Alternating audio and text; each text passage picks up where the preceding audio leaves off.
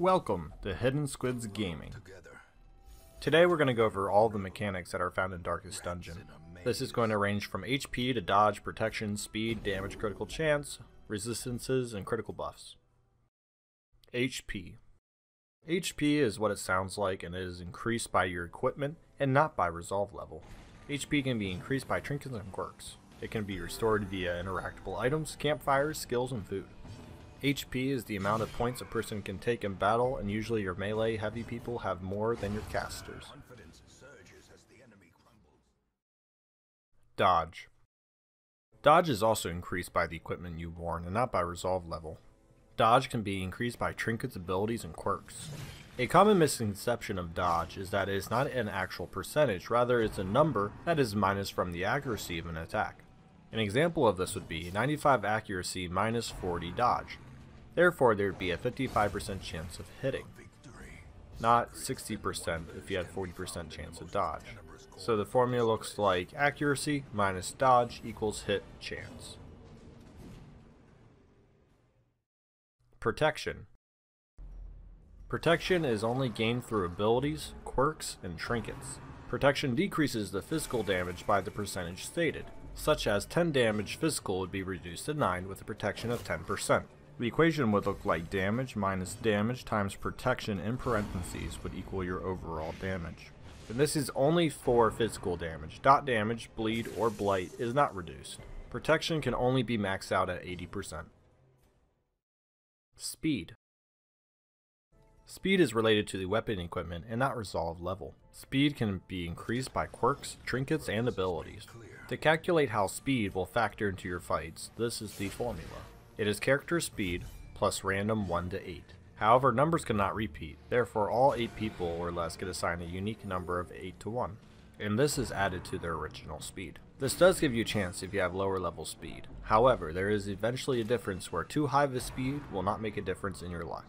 Also, when putting a party together, make sure your speed can complement each other. If you want your healers to go first, make sure you give them higher speed trinkets, and if you want your heavy hitters to go last, don't mind putting on a -1 or -2 speed. Speed does not affect dodge or anything else, so having your heavy hitter go last all the time may not be the worst. Accuracy. Accuracy is not related to resolve level, rather it's related to the skills you are going to use. Depending on the lighting of the room and other quirks and abilities, it will affect your accuracy in a positive or negative way. Critical chance. Critical chance is not increased by resolve level, and is related to the weapon equipment, quirks, skills, and trinkets. Critical chance is rather straightforward and does not have any other math into it. Healing skills or stress healing skills are always off 5%, so on a Vestal, if there is an 18% chance to critically strike, it is only on their offensive abilities and not their defensive abilities. Also, with critical strikes on healing abilities does not give them a critical strike bonus effect. Other effects of a critical strike is if you critical strike with an ability that does dot damage, that dot damage will last 2 more turns than normal. Also on critical strikes, you will have a chance to stress reduce in your party, typically by 3 or more. Damage. Damage is not increased via resolve level, rather this is also weapon equipment. Damage can be increased via skills, quirks, and trinkets. Damage does what it displays as, unless you have a specific damage booster such as only melee or ranged attacks. This will not factor into the visible number, but will calculate when the ability is used. Dot damage does not gain the benefit of damage increases. It will always do the same no matter what. If you get a critical, it will last more rounds, but it will not increase in damage. The damage portion of the dot skill will increase with damage increases, however most dot abilities are not that strong to begin with. Resistances. Resistances are the only thing that really increase with resolve level, along with level restriction for dungeons. All resistances increase: stun, move, blight, bleed, disease, debuff, and trap. Deathblow resistance does not increase per resolve level, and all of these resistances increase by 10% per resolve level, which there are 6 of.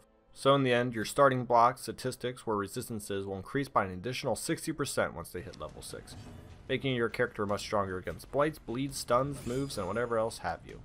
And this will help significantly as you move through dungeons.